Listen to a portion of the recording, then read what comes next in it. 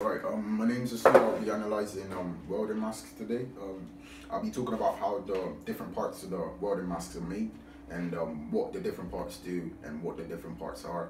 I'll also be talking about how I can embed these parts into my actual paintball mask and how they would help and be sufficient.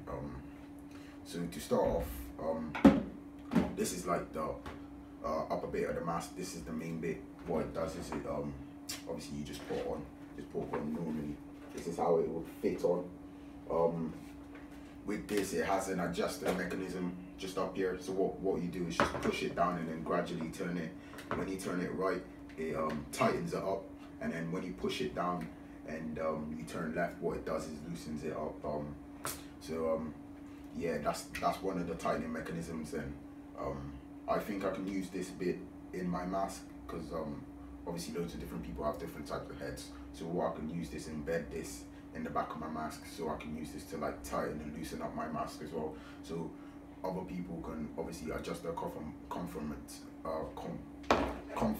within the mask. So what this mask has is basically it has a overhead adjustment, which I just talked about. It has a curve cut crown. It also has an adjusting 3C headgear adjusting mechanism. What this does is adjusts the digital aspect of the mask, which is embedded inside. It also has a C friction, which is just around here. What this does is just turns the mechanism, tightens it widthwise. It also has a sweatband, which is just for comfort when it's pressing against your face. So when the user is using it, it feels as comfortable as possible. Obviously not as comfortable, because obviously the user won't be using this for a very long time, depending on what they're doing.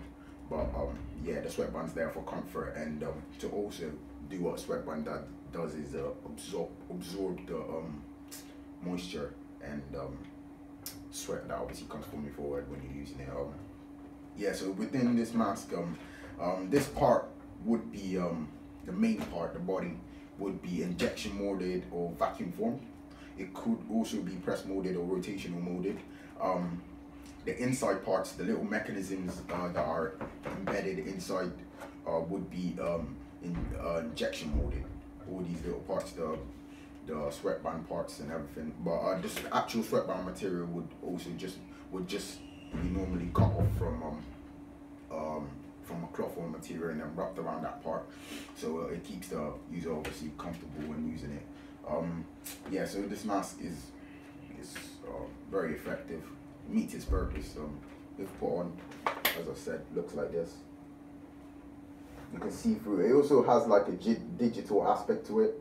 So with this mask, what you can do is put in batteries, and what it does is this little screen here is a digital screen, and what it does, it gives you different views of the product, obviously when you're welding it, because obviously there's loads of different sparks when you're using the welding machine. So yeah, with this mask, it's quite advanced compared to this one, which also has the same thing. It also has the this one has just a bit of foam instead of the sweatband. It has just a bit of foam sticked on the inside. It also has obviously the adjustment feature, not as advanced as the first one.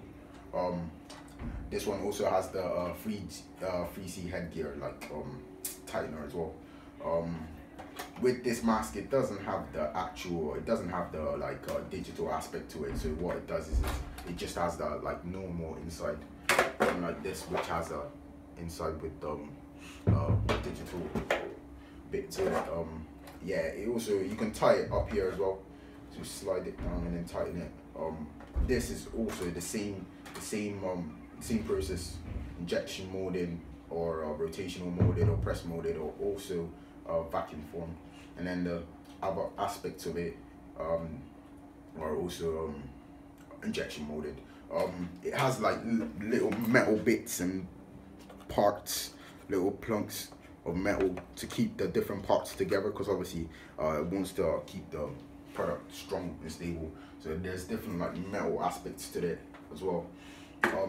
With this, they will come up to around £50 when buying.